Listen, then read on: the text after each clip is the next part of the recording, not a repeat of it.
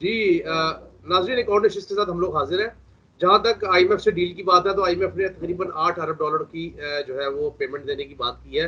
لوگ اس کے اوپر بڑے شادیانے بجا رہے ہیں، لیکن افسوس کی بات یہ ہے کہ وہ $8 ارب کے زمرے میں جو شرائط اور جو چیزیں منوائی گئی ہیں وہ ابھی تک ڈسکلوز نہیں کی گئی، کیونکہ یہ $8 ارب جو ہے وہ ایمینی مل جائے گا. پچھلی جو کارکردگی ہے پاکستان کی اس کو دیکھتے ہوئے انہوں نے $8 ارب دینے کی آمادگی کا اظہار کیا ہے، کیونکہ وہ کارکردگی اچھی ہے تو ہی انہوں نے $8 ارب دینے کی آمادگی کا اظہار کیا ہے. اور دوسری چیز بڑی امپورٹنٹ یہ ہے کہ تقریباً 1 سال کے لیے ایکسٹینڈ کر دیا ہے. 9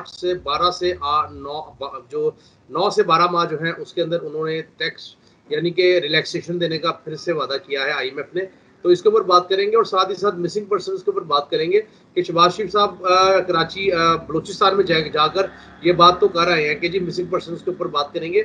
یہ ناظرین یاد رکھیے گا، جو دو اتحادی ہیں اس میں مینگل صاحب اور جو ایم کی ایم ہے، ان کے دونوں کے نکات کے اندر ایک بڑی امپورٹنٹ چیز مسنگ پرسنس کے حوالے سے بھی ہے. اس کے اوپر بات کریں گے کہ وہ مسنگ پرسن دراصل ہے کون، وہ واقعی میں مسنگ پرسن بھی ہیں یا پھر وہ دہشت گردی کے اندر استعمال ہو رہے ہیں. جی السلام علیکم سر، ویلکم ٹو دا شو. جی وعلیکم السلام.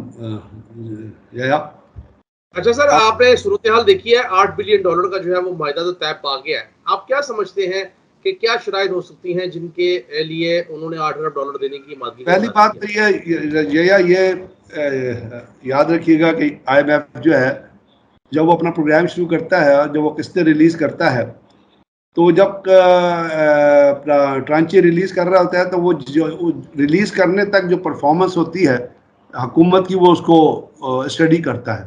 اور اگر وہ اس سے سیٹسفائی ہوتا ہے آئی ایم ایف کا بورڈ، تب وہ آپ کو اگلی ٹرانچی جو ہے وہ ریلیز کی جاتی ہے.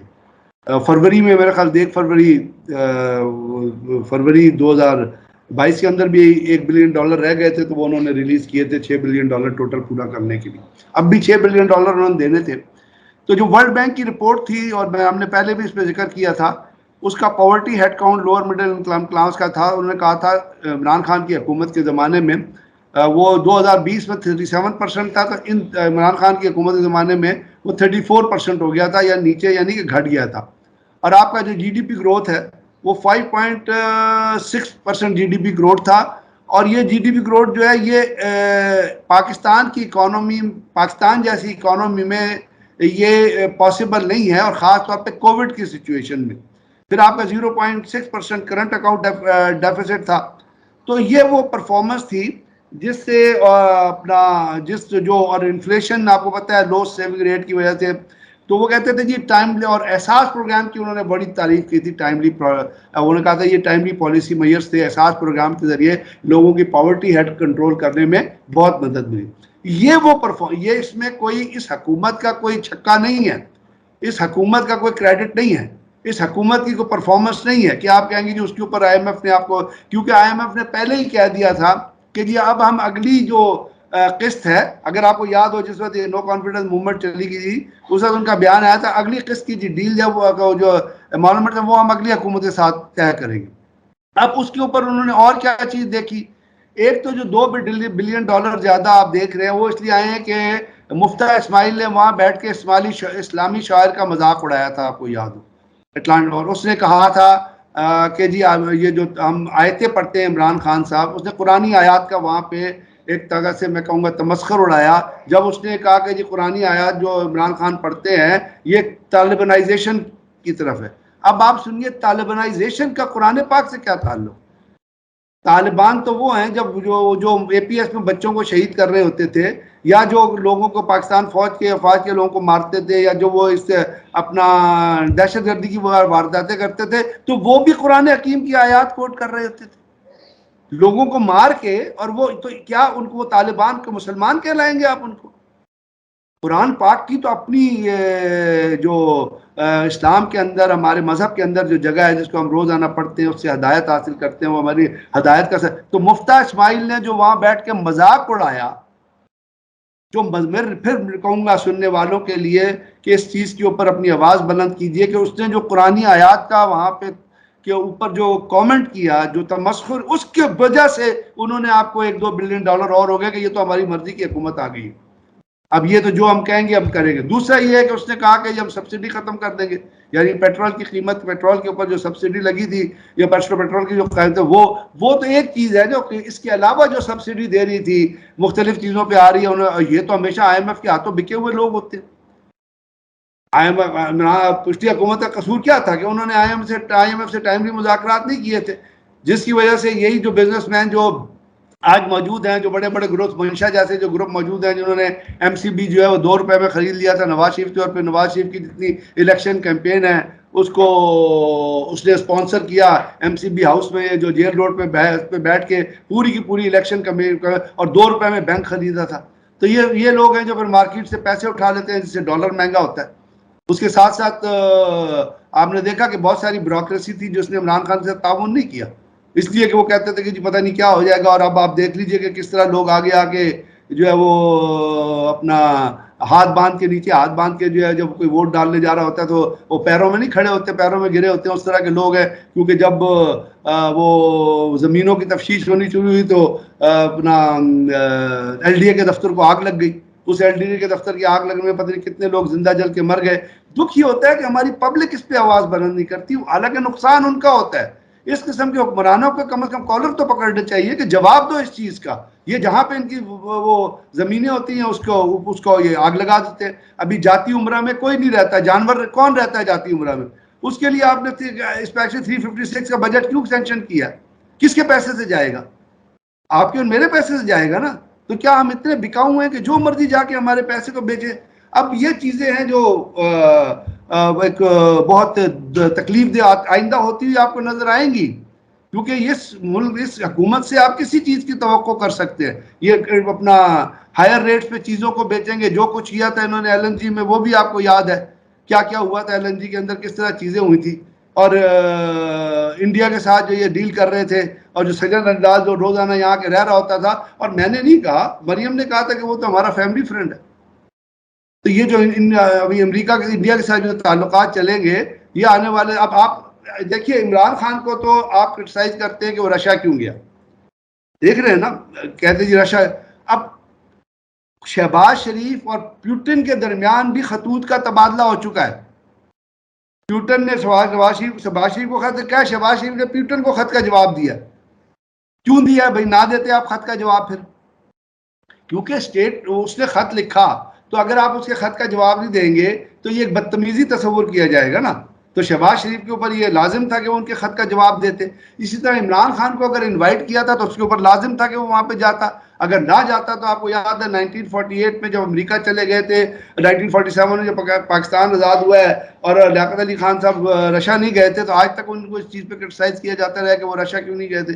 تو عمران اب اسٹیٹ لیول پہ ریلیشن شپ تو اسی طرح چلتی ہے. تو اب پیوٹن نے بھی تو خط لکھا, اس خط کا شہباز شریف نے جواب دیا ان کو, اور انہوں نے کہا جی ہم آئندہ اپنے آپس میں تعلقات قائم رکھیں گے. جس کے اوپر کہ امریکہ ناراض ہو گیا, جو امریکہ اتنی باتیں ہو رہی ہے کہ جی وہاں چلا گیا, وہ روس چلا گیا تو امریکہ ناراض ہو گیا. امریکہ تو کامنٹ آیا تھا کہ جی ہمیں پتہ ہے وہ گیا, یہ تو ہم لوگوں نے اس کو اتنا ایکسپلائٹ کیا اور اتنا اس کے اوپر یلو جرنلزم نے رپورٹنگ کیا ہے, لفافہ صحافیوں نے جو الجزیرہ پہ جا کے پاکستان کو گالیاں دے رہے ہیں, اور ایک پینل بنا ہوا ہے جو الجزیرہ کے ذریعے چیزوں کو ایڈریس کر رہا ہے. تو یہ غلط بات ہے. ابھی آپ نے دوسری بات کی, شہباز شریف صاحب نے جا کے ایک مسنگ پرسنز کے اوپر جو ہے وہ بیان دے دیا. اب میں کس طرح سمجھاؤں ان کو, یا کیا بتائیں کہ کم سے کم آپ کو کوئی بیان دینے سے پہلے کسی چیز کی تاریخ کا تو پتہ ہونا چاہیے نا, کہ مسنگ پرسن ہے کیا. اگر آپ مسنگ پرسن کی صرف ڈیفینیشن جا کے نکال دیں نا ووکیبلری میں, یا کہ انسائکلوپیڈیا میں جا کے دیکھ لیں, تو یا آپ اس کو اپنا تلاش کریں, تو وہ مسنگ پرسن ہونے کے ایک ریزن نہیں دیتے. وہ مسنگ پرسن ہونے کے کوئی 10 ریزن دیتے ہیں کہ مسنگ پرسن کسی دنیا میں کس طرح ہو سکتے ہیں. یعنی مسنگ پرسن وہ کہتے ہیں کہ جی مسنگ پرسن جو ہوتے ہیں وہ اسٹیٹ کی پالیسی سے بھی ہو سکتے ہیں. مسنگ پرسن جو ہے وہ کسی ریلیجیس گروپ کے ساتھ شامل ہو, اس میں بھی ہو سکتے ہیں. مسنگ پرسن کتنی ایتھنیسٹی کے کسی چیز میں شامل ہو, اس کی وجہ سے بھی ہو سکتے ہیں. مسنگ پرسن جو ہے وہ کہیں پہ جا کے کوئی اپنا کلٹ کسی کو جو جوائن کر رہے ہیں, اس میں بھی مسنگ پرسن ہو سکتے ہیں. مسنگ پرسن اس لیے بھی ہو سکتے ہیں کہ آپ کسی کی آئیڈیا سے ایگری کریں. مسنگ پرسن اس لیے بھی ہوتے ہیں کہ آپ اپنے خاندان کو چھوڑ کے چلے جاتے ہیں. مسنگ پرسن اس لیے بھی ہوتے ہیں کہ آپ کی اکانومی آپ کو الاؤ نہیں کرتی ایک جگہ. تو یہ بہت سارے ریزنز ہیں مسنگ پرسنز کا جو شور مچایا جاتا ہے اس کے لیے بہت ساری وجوہات بنتی ہیں, بہت ساری چیزیں. اگر آپ صرف بلوچستان کو دیکھیں نا تو ایک بات تو میں کہنا چاہوں گا کہ 2012 میں ایک سروے ہوا تھا اپنا بلوچستان کے اندر, اور وہ سروے نیوز نے کیا تھا, تو اس کے اندر اس سروے کا جواب یہ آیا تھا اس سروے کے اندر کہ بلوچستان کے اندر یعنی 75% کوئی ایتھنک بلوچ ہیں اور 50% کے قریب کوئی پشتون ہیں اور تھوڑے باقی اور, تو اس میں سے 70% بلوچ اور کم از کم اور 70% بلوچ اور 49% پشتون سپورٹ کرتے ہیں تو اس پاکستان کے ساتھ رہنے کے لیے. تو اب یہ اپنا کہاں سے ہے, 2006 میں ایک کیبل ہے یو ایس ایمبیسی کا, وہ لیک ہوا تھا. تو جیسے ڈی سائفروں کے لیک ہو جاتے ہیں نا, تو 2006 میں ایک کیبل لیک ہوا تھا اور اس میں یہ کہا گیا تھا کہ یو ایس ایمبیسی نے کہا تھا, اس نے انگلش میں تھا وہ کیبل, تو اس میں انہوں نے یہ لکھا تھا کہ there seems to be little support in the province beyond Bukti tribe to insurgents. یعنی انسرجنسی کے لیے یا باقی چیزوں کے لیے بلوچستان کے اندر لوکل پاپولیشن کی سپورٹ جو ہے وہ بہت کم نظر آتی, لوکل پاپولیشن کی سپورٹ پاکستان سے الگ ہونے کے لیے. یہ یو ایس ایمبیسی کا کیبل کہہ رہا ہے. اب اس کے اوپر بیس کر کے جو یہ صرف پاکستان ہی نہیں ہے جہاں پہ آپ کہتے ہیں کہ جی مسنگ پرسن ہو گئے اور ادھر چلے گئے اور لوگ ادھر چلے گئے, صرف پاکستان کے اندر, یہ پوری دنیا میں ایک خاکہ بنتا ہے, پوری دنیا کے اندر جو ہے وہ فنومنا چلتا ہے, گلوبل لیول کے اوپر جو ہے وہ چیزوں کو جو ہے وہ کمپائل کیا. یعنی اگر آپ آسٹریلیا کا اٹھا کے دیکھ لیں تو میں پڑھ رہا تھا کہ آسٹریلیا میں کوئی 2014 تک کوئی 3 لاکھ مسنگ پرسن تھے, سوری 1,30,000 مسنگ پرسن تھے. اسی طرح سری لنکا میں مسنگ پرسن ہے, ایمنسٹی انٹرنیشنل اس کو ریکارڈ کرتا ہے. اسی طرح ارجنٹائنا میں انہوں نے مسنگ پرسنز کا ریکارڈ دیا ہوا ہے. اسی طرح انہوں نے باقی جگہوں پہ جو ہے وہ مسنگ پرسن کا ریکارڈ. ہوا یہ کہ ہمارے ہاں جو 1973 کی انسرجنسی ہوئی تھی تو اس وقت یہ مری ٹرائب کے اور اپنا بکتی ٹرائب کے کچھ لوگ خیر بخش مری وغیرہ عطا اللہ بینگل, یہ اس قسم کے لوگ تھے جو بھاگ کے افغانستان چلے گئے تھے. اب افغانستان ٹریڈیشنلی پاکستان سے بھاگے ہوئے لوگوں کو جو ہے وہ سپورٹ پرووائڈ کرتا رہا, اور وہاں پہ جا کے وہ اگر آپ اس کو مطلب افغانستان کے اندر 1948 میں دیکھیں, 50 میں دیکھیں, 1970 میں دیکھیں, تو وہاں پہ ٹریننگ کیمپ قائم کیے گئے تھے داؤد کے زمانے میں. اس کے بعد نور محمد ترکی کا زمانہ جب آیا تو پھر وہاں ٹریننگ کیمپ دوبارہ قائم کیے گئے, اور کوئی کہتے ہیں کہ جون 2012 میں وہاں پہ 30 ٹریننگ کیمپ تھے. جون 2012 میں 30 ٹریننگ کیمپ تھے جو وہاں پہ چل رہے تھے بلوچوں کے لیے, جو کیونکہ ایک ایسی ایک جتندرا سرواستی ہے, اس نے ایک ہند بلوچ آرگنائزیشن بنائی تھی. یعنی را کا جب ایلیمنٹ اندر آیا تو ہند, وہ جو جتندرا سرواستی تھا اس نے ایک ہند بلوچ آرگنائزیشن بنائی, پھر ایک کریمہ بلوچ آ گئی جو بلوچ نیشنل فرنٹ پہ آ گئی. اب آپ مجھے بتائیے جو 30 ٹریننگ کیمپ چل رہے تھے افغانستان کے اندر, اور پھر یہاں سے برمداد بکتی بھی باہر کے بھاگ کے افغانستان میں گیا, یہاں پہ بلاش مری اور عطا اللہ مینگل اور باقی, وہ اس ٹریننگ کیمپ کے اندر کون لوگ ٹریننگ کر رہے تھے؟ کیا آپ کے ذہن میں سوال نہیں اٹھتا کہ ان ٹریننگ کیمپ کے اندر کون لوگ ٹریننگ کر رہے تھے؟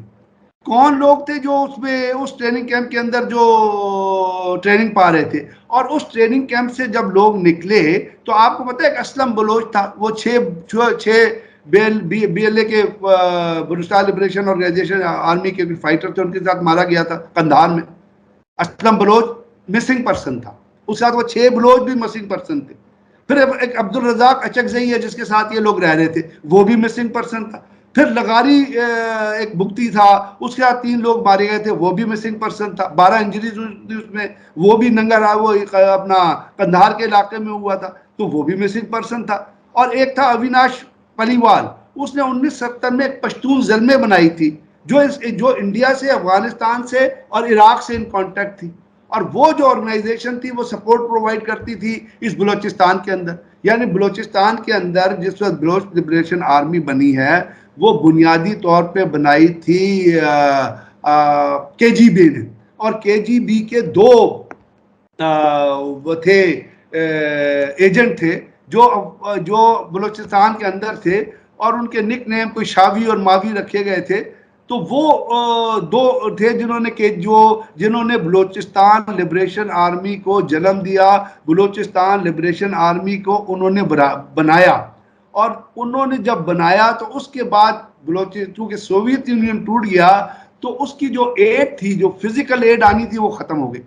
تو جب وہ ختم ہو گئی تو یہ اویناش پریوال جیسے لوگ جو تھے اور جتیندر سورواستی جیسے لوگ تھے جنہوں نے ہند بلوچ فرنٹ بنایا اور جنہوں نے پشتون ظلمیں بنائی، وہ آ گئے اور انہوں نے ان لوگوں کا کانٹیکٹ جو ہے وہ عراق میں بھی کرا دیا، انڈیا میں بھی کرا دیا اور سی آئی اے بھی کرا دیا.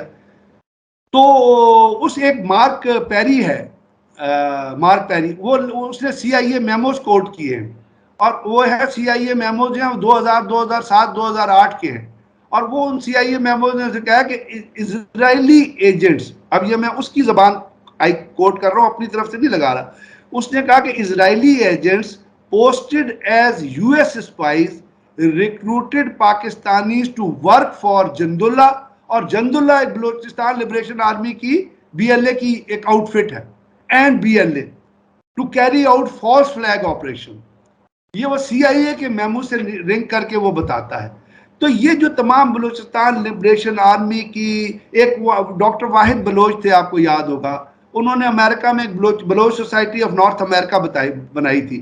پھر انہوں نے وہ ختم کر دی کیونکہ انہوں نے کہا کہ یہ بلوچستان کی آزادی کے لیے جو لوگ یہ بات کر رہے ہیں، یہ لوگ تو زیادہ تر سرداروں اور وڈیروں کے لیے لڑ رہے ہیں، یہ تو ڈیزائنر سوٹ پہن کے پھرتے. تو انہوں نے اس آرگنائزیشن کو ختم کر دیا. تو وہ جو کے جی بی ایجنٹس کا میں آپ کو بتا رہا تھا، وہ تھے بشا اینڈ ساشا، یہ ان کے نک نیم تھے جنہوں نے بلوچستان لبریشن آرمی کو بنایا تھا. تو یہ جو تمام لوگ تھے جن کے میں آپ کو ذکر کر رہا ہوں، حرب یار ملی ہو گیا، بلاج پٹیل ہو گیا، کریمہ بلوچ ہو گئی، اسلم جو ہے وہ اسلم بلوچ ہو گیا، ملک سراج ابرار تھا، ایک یو ایس بیسڈ اینالسٹ ہے ملک سراج اکبر، انہوں نے بہت زیادہ بلوچ لبریشن آرمی پہ اور بلوچستان موومنٹ، پھر باہر جا کے انہوں نے ایک سوسائٹی ترکیب دینے کی کوشش کی، وہاں پہ انہوں نے ایک ڈی فیکٹو حکومت بنانے. تو میں جو آپ کو یہ ایونٹس بتا رہا ہوں مختلف طریقہ کار سے، چونکہ افغانستان کے اندر ایک بیس ملتا تھا. آپ کو پتہ ہے جب ایم کیو ایم کے خلاف آپریشن کیا تھا بے نظیر بھٹو نے، تو وہ وہاں سے لوگ بھاگ کے کہاں گئے تھے؟ وہاں سے لوگ بھاگ کے انڈیا گئے تھے، وہ جاوید لنگڑا اور اس کے ساتھ سی ایم سے باہر چلے گئے تھے اور وہاں پر جا کر کافی عرصے کے لیے آباد ہو گئے تھے وہاں پہ، اور ان کی کنفیشنل سٹیٹمنٹ پھر درمیان میں آئی. آپ میرے خیال ہے ایک چیز بول رہے ہیں، اس کا سرا ساؤتھ افریقہ سے بھی ملتا ہے. جی، اس کا ایک سرا جو ہے وہ ساؤتھ افریقہ سے بھی ملتا ہے. جی ہاں، ساؤتھ افریقہ کے اندر، ساؤتھ افریقہ میں تو کرائم بہت ہے نا، اور وہاں پہ پیسے لے جانے اور لانے میں پرابلم نہیں ہے. تو یہ جو چیزیں تھی، اب یہاں پہ جب آپ ان تمام چیزوں کا جائزہ لیتے ہیں تو آپ یہ دیکھیے کہ جو لوگ، اب ماما قدیر ہے، وہ اپنا Baloch organization Baloch liberation army, دیکھیے نا، یہ پاکستان کے اندر ایک کمیشن بنا تھا، وہ کمیشن تھا for the inquiry of displaced person. Doctor Javed Iqbal صاحب نے بھی اس کی انکوائری کی تھی. اور اس کے بعد پتہ یہ اس کے درمیان ہی جب یہ انکوائریاں ہو رہی تھی تو ایک دفعہ اپنا جو بلوچستان لبریشن، وہ Balochistan society for displaced person بنی ہے جو ان کی انویسٹیگیشن کے لیے، انہوں نے بتایا، جاوید اقبال صاحب نے کہا کہ 210 مسنگ پرسن واپس آ گئے، انہوں نے کہا نہیں جی 110 مسنگ پرسن واپس آئے ہیں. پھر اس طرح مختلف علاقوں پہ مسنگ پرسن کے واپس آنے کی جو اطلاع آتی رہی، کیونکہ جو لوگ باہر جاتے تھے جب ان کی ٹریننگ وغیرہ باقی چیزیں مکمل ہو جاتی تھی تو وہ واپس آ جایا کرتے تھے. اور یہاں کے وہ آپ کو یاد ہے کہ 1973 فیبروری میں ایک عراقی ایمبیسی پہ ریڈ ہوا تھا، پاکستان گورنمنٹ نے ریڈ کیا تھا عراقی ایمبیسی پہ، اور وہاں سے بہت سارے ہتھیار اور ویپن اور گولیاں ملے تھے جو which were destined to be delivered to Balochistan کے اندر جو لوگ لڑ رہے ہیں، یہ جو بلوچستان میں جو سیپریٹسٹ گروپ ہے، Baloch liberation army, Baloch republican army, ان کو ڈیلیور ہونے تھے وہ، اور وہ پاکستان نے سیز کیے تھے. پھر پاکستان نے یو این او سے بھی احتجاج کیا تھا، اور عراق حکومت سے بھی احتجاج کیا تھا، اور جو ان کا ایمبیسڈر تھا اس کو بھی پاکستان سے ڈسپلیس کر دیا تھا. تو آپ مجھے بتائیے کہ یہ جب تمام ایکٹیویٹیز ہو رہی ہیں اور انڈیا بھی اس کے اندر انوالو ہے. جیسے میں نے بتایا جتندرا سرواستی تھا جس نے ہند بلوچ آرگنائزیشن بنائی تھی, اور اس کے اندر را بھی انوالو ہے. تو یہ تمام لوگ جو جاتے تھے, ان کو کیا ایجنسیاں اٹھا کے بھیجتی ہیں افغانستان میں, انڈیا میں ٹریننگ لینے کے لیے؟ برہمداد بگٹی کو کیا آئی ایس آئی نے بھیجا تھا, ایم آئی نے بھیجا تھا؟ یہ یہ باقی تو سارے ٹریول بولتے کرتے ہیں ہیں سر, وہاں پر جا سوئٹزرلینڈ کے میں جا سیلف کے, کیے ہوئے اور سوئٹزرلینڈ وہاں میں جا کر پاکستان کے خلاف بولتے ہیں. وہ میں ہی کہہ رہا ہوں کہ سوئٹزرلینڈ میں جا کے ڈیزائنر سوٹ پہن کے یہ جو اسائلم کی درخواست کرتے ہیں, یہ پاکستان فیسیلیٹیٹ کرتا ہے, اور ان کو سب سے پاسپورٹ امپورٹنٹ چیز پاکستان یہ ہے کہ ان پرووائڈ. کے پاس پیسہ کہاں سے آتا ہے. سر سوال یہ ہونا چاہیے یا بات اس پہ ہونی چاہیے کہ وہاں پر جا کر جب ڈیزائنر سوٹ پہنتے ہیں عام بندہ جو اسائلم پہ گیا ہوا ہو اس کے پاس ڈیزائنر سوٹ کے پیسے نہیں آتے, وہ تو محنت مزدوری کرے گا وہاں جا کے. ان کے پاس پیسہ کہاں سے آتا ہے جو پاکستان کے خلاف زہر اگلتے ہیں باہر بیٹھ کے؟ میں یہی تو عرض کر رہا ہوں کہ they are paid by the agencies, they are the tout of the agencies. اب اگر برہمداد بگٹی کے بہت سارے ٹرائب ہیں, کوئی 9 ٹرائب ہیں بگٹیز کے فردر. برہمداد بگٹی کا ٹرائب اگر آپ نکال کے دیکھیں تو یہ 0.1% بڑھتا ہے بگٹیز ٹرائب میں سے. ان لوگوں نے پیسے کھائے ہوئے ہیں وہاں پہ. یہ جو علاقہ بنتا ہے نا, ڈیرہ بگٹی, فاضل چیل, ماماند, کولو, کہان, یہاں کے لوگ بلوچ بڑے پیسفل بلوچ ہیں. بلوچ بہت اچھے لوگ ہیں, they are very good friends. اور وہ جہاں پہ رہتے ہیں, اپنے اگر گاؤں میں رہتے ہیں تو دے لائک دیر, اپنی مٹی سے محبت کرتے ہیں اور وہ وہاں سے نکلنا نہیں چاہتے. حالانکہ وہاں پہ بیسک, کولو میں آپ جائیں آپ کو بیسک فیسلٹیز نہیں ملیں گی, کہان میں جائیں آپ کو نہیں ملیں گی, سڑک بھی اب تو خیر بہت ڈیولپ ہو گئی ہے. 1973 میں جب ہم وہاں رہے تھے تو وہاں پہ یہ چیزیں موجود نہیں تھی, لیکن وہاں پہ جو شخص تھا وہاں پہ کوئی آرگنائز گھر کا تصور بھی نہیں ہوتا. 3 تھوڑیاں ہوتی ہیں اسٹکس کی, وہ اوپر رکھ دیتے ہیں, سائڈ پہ رکھ دیتے ہیں, اسی میں اس کے جانور یا ایک بکری ہوتی ہے, اس میں بچے رہ رہے ہوتے ہیں, but he lives there for years and years. وہ وہاں سے نکلنا نہیں چاہتا. یہ لوگ ہیں جو رائلٹی کا پیسہ بھی لیتے ہیں, جیسے شادین بگٹی, اب اس کو رائلٹی کا پیسہ دیا جاتا ہے, اور یہ پاکستان کا پیسہ بھی جو ہے وہ ہضم کرتے ہیں, اور اس کے بعد پھر باہر جا کے جو ہے وہ پاکستان کو باہر بیٹھ کے گالیاں. ابھی آخر شادین بگٹی بھی تو ہے, وہ پاکستان کے اندر رہ رہا ہے, بڑے عرصے سے رہ رہا ہے, وہ ابھی اس حکومت میں بھی وہ شامل ہے. تو بات یہ ہے کہ یہ جو سیپریٹسٹ قسم کے جو لوگ ہیں, یہ they are paid by the agencies. ایک بلوچ ہوم منسٹر تھے, انہوں نے اپنا 2019 میں انہوں نے نصر اللہ بلوچ, انہوں نے کہا تھا کہ انہوں نے یہ بتایا تھا کہ جی جب یہ انویسٹیگیشن ہوگی اتنے بلوچ پر لوگ جو ہیں وہ واپس آ گئے یہاں پہ موجود. اب دیکھیے وہ ایک لڑکی کینیڈا میں ماری گئی تھی, کیا نام تھا اس کا, کریمہ بلوچ تھا, کیا نام تھا, گل الائی کے نام تھا, گل الائی نام کوئی نام, وہ بھی ان کی اس نے کہا بالکل صحیح ہے, غریبہ بلوچ نام تھا. اس نے مودی کو کہا تھا کہ مجھے وہ بندیا باندھ دیں. اس قسم کے تو یہ بکاؤ لوگ ہیں. اس کے بعد ایک سجاد حسین اسٹاک ہوم میں مارا گیا تھا, آپ کو یاد ہو تو سجاد حسین ایک اسٹاک ہوم میں اس کو کسی نے مار دیا تھا. یہ تمام وہ مسنگ پرسن ہیں, یہ ہیں وہ مسنگ پرسن جو اب اگر ان کی اسٹرینتھ نکالیں گے تو آج کی تاریخ میں ٹیبولیٹ کر کے یہ کہا جا رہا ہے کہ کوئی 200 کے قریب مسنگ پرسن ہیں. اور یہ تمام وہ لوگ ہیں جو اب 39 ٹریننگ کیمپ جو افغانستان میں ہیں اور 6 ٹریننگ کیمپ جو راجستھان میں انڈیا نے بنائے تھے ایم کیو ایم کی اور ان آرگنائزیشن کی تربیت دینے کے لیے, جو انہوں نے خود ایکسیپٹ کیا ہے, اس میں کون لوگ ٹریننگ پا رہے تھے؟ پنجاب سے تو کوئی نہیں گیا تھا اس میں, سندھ سے بھی کوئی نہیں گیا, کے پی کے سے بھی کوئی نہیں گیا. تو یہ سارے وہی ہیں جو بلوچی یونیورسٹیوں میں پڑھ رہے تھے, کالجوں میں پڑھ رہے تھے, مسڈ گائیڈ ہو گئے, بھاگ کے وہاں چلے گئے, رہ رہے. ابھی جب کراچی سے اپنا چائنیز ایمبیسی پہ حملہ ہوا تھا, وہاں جو لوگ نکلے تھے وہ کون تھے؟ وہ بلوچ پر, وہ مسنگ پرسن نہیں تھے. جب وہ فیصل بیس پہ فیصل بیس پہ حملہ ہوا تھا, وہاں جو لوگ نکلے تھے. جب پشاور میں ایئر بیس پہ حملہ ہوا تھا, وہاں جو ان کی آئیڈینٹی نکلی تھی. ابھی جو پنجگور میں جو حملہ ہوا ہے وہ ایجنسیز نے ریلیز کیا, ان کی تصویریں بھی ان کے نام ہے, وہ سارے کے سارے وہ مسنگ پرسن ہے جس کے اوپر حامد میر اور ایک وہ مر گئی ہے یہاں پہ, سوشل رائٹ ایکٹیوسٹ ہوتی تھی, کیا نام تھا اس کا, وہ لاہور میں مر گئی ہے, وہ اپنی دکانداری چمکاتی تھی. اور حامد میر ہے جو دکانداری, کیونکہ ان لوگوں کو یہ ایشوز کو اٹھاتے ہیں, ان ایشوز کو اٹھاتے ہیں, ان آسما کو جہانگیر باہر کی کے بات لوگ کر رہے بائے ہیں, کرتے ہیں, آسما جہانگیر وہ ان صاحبہ کی کو بات کر پیسے رہے ہیں. ہیں, آسما جہانگیر ہاں کی بات. ہاں, وہ جہانگیر مانگیر جو تھی, تو وہ یہ لوگ ایشوز کو اٹھاتے ہیں, کنیکٹڈ ہوتے ہیں. ان کو پتہ ہے کہ یہ یلو جرنلزم کریں گے تو ان کو پیسے ملیں گے, کوئی نہ کوئی ایجنسی بائی کر لے گی. تو یہ مسنگ پرسن کا یہ ٹوٹلٹی میں یہ کیس ہے.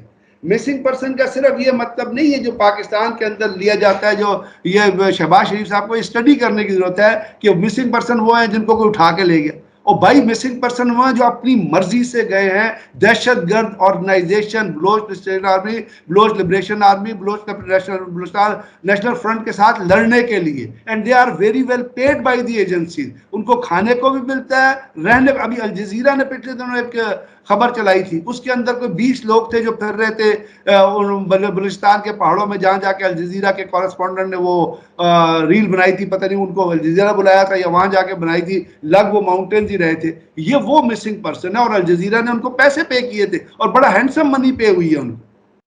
اور یہ کھاتے ہیں، عیاشیاں کرتے ہیں. یہ نہیں کہ یہ کوئی آئسولیشن میں رہتے ہیں. ان کو شرابیں سرو کی جاتی ہیں، ان کو باقاعدہ لڑکیاں سرو کی جاتی ہیں، ان کو سیف ہاؤسز میں لے جایا جاتا ہے. یہاں سے جب انڈیا جب جاتے تھے، کوئی جاتا تھا دہلی میں ایک فورٹ روڈ کے اوپر ایک سیف ہاؤس ہے، وہاں پہ 6 دن ان کو رکھتے تھے، ہر قسم کی کوکین، اپنا شراب، ہر قسم کی چیز پرووائڈ کرتے تھے.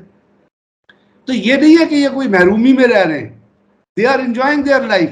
اب جب آپ نے ایک چیز سن لی ہے کہ جی آپ نے لڑنا ہے، تو پھر اس کے لیے اوپر تو کسی کا اختیار، آپ کے ماں باپ کا بھی اختیار نہیں ہوتا. تو شہباز شریف صاحب کو یہ تمام چیزیں ایز اے پرائم منسٹر سوچنی چاہیے.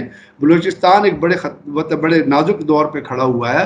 بلوچستان کے اندر میں اور آپ ایک بلوچستان کے اوپر ایک اور پروگرام کریں گے، جس میں میں آپ کو بتاؤں گا کہ بلوچستان کے اندر لبریشن آرگنائزیشن کون سے لوگ ہیں، کیا کیا وہ ایکٹیویٹیز کر رہے ہیں، اور وہاں کس طرح ڈیولپمنٹ کی کوشش کی جا رہی ہے. مشرف کے زمانے میں جتنا پیسہ بلوچستان کو ملا ہے، شاید پاکستان کی تاریخ میں اتنا پیسہ کسی نے دیا. آپ گوادر میں جائیں تو گوادر میں مشرف کے نام کا بورڈ لگا ہوتا تھا.